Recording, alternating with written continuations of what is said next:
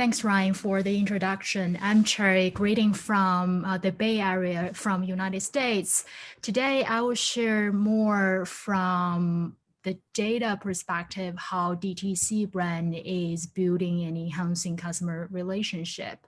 And you may already have noticed in the past several years, and there are more and more consumer direct to consumer brands and come into the market and focusing on very specific category, and normally starts with an e-commerce website. For example, Warby Parker, and they are an early pioneer and specialize eyeglasses. And Casper, where I used to work at, they are e-commerce websites selling mattresses online. And Peloton, in which they went IPO last year, and which they got really popular post-COVID. They are selling exercise bikes online. And then because those brands are e-commerce brand and they got tons of data, which can be used for targeting, segmentation or personalization, as well as customer service.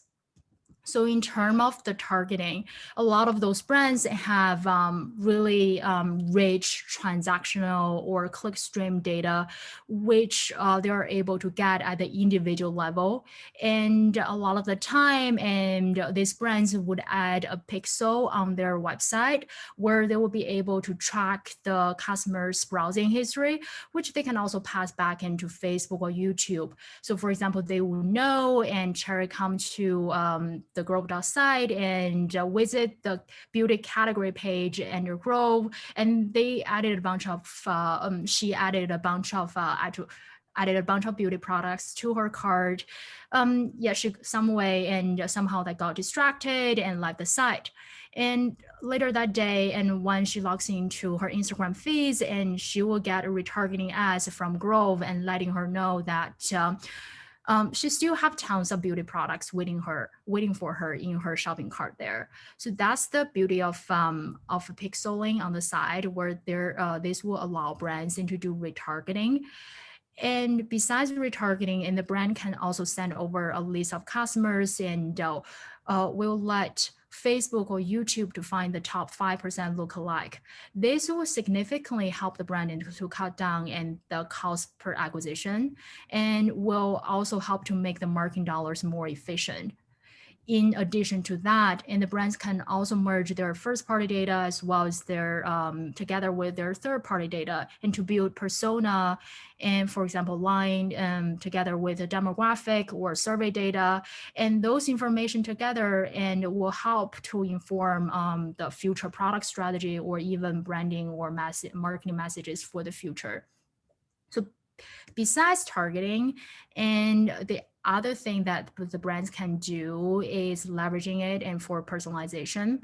And so, for example, the ads creative and people see on Facebook social will be very different based on their browsing history.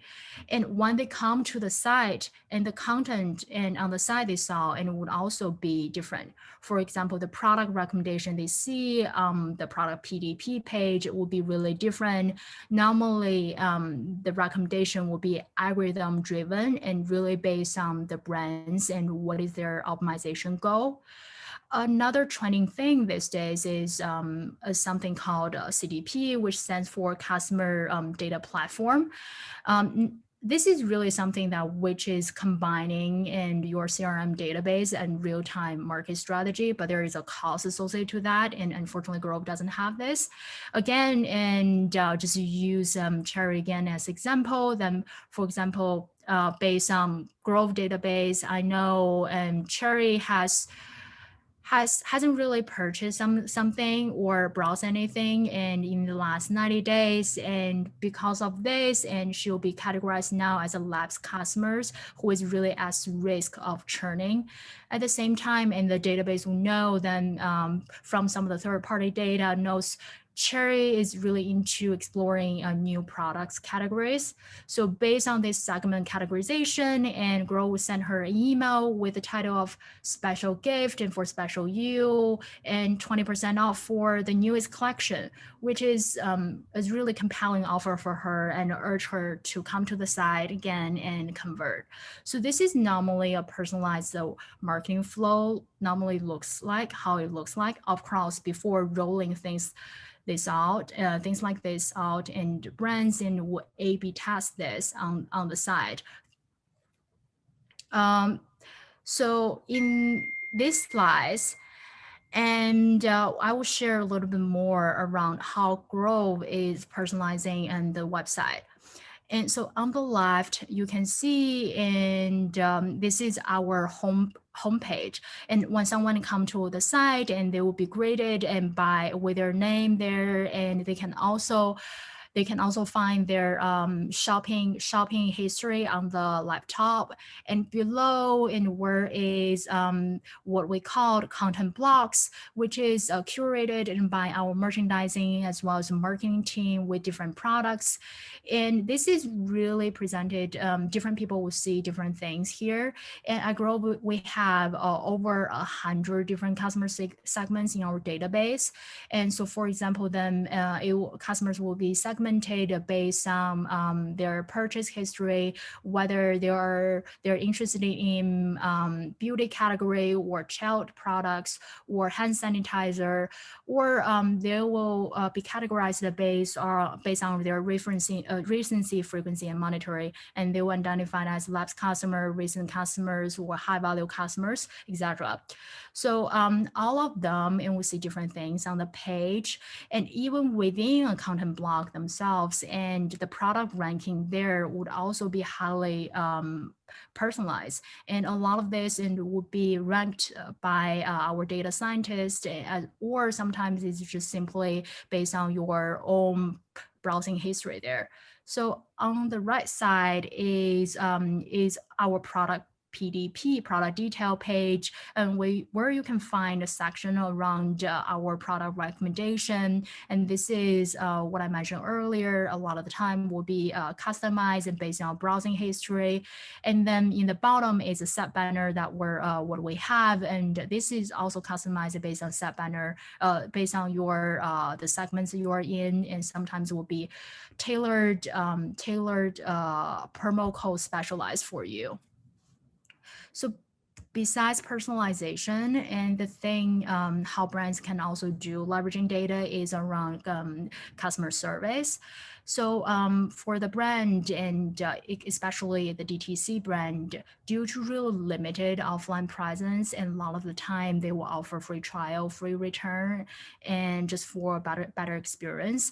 At the same time, they will also do pretty good fast shipping as well. In addition to that, and a lot of the brands, and they would have the membership, or what they call normally an ambassador program, and to further engage the loyal customers. And some of the brands that I know, for example, Peloton or Grove, and we have invite-only Facebook group, and where only the really loyal customer are allowed to join in. And they got super excited about the new product launch, and also we will make sure that they're first to get information about our new products. At the same time, and those DTC brands will normally have really well-trained consumer guys, and who are super experts of the brands, and a lot of the time they have direct access into our CRM or CX database, where they're easily to get access in terms of the transaction history of the customers, or where the customers' issues or get stuck. So those systems will easily help the CXers identify the issue and help the consumer a lot. So I know this is really short, and this is all I have for today. And I know I only have around 7 minutes in for my session, so I went really fast. Thank you so much for your time, and hopefully to see you later in today's Meet the Speaker session. Thank you, Cherry, so much.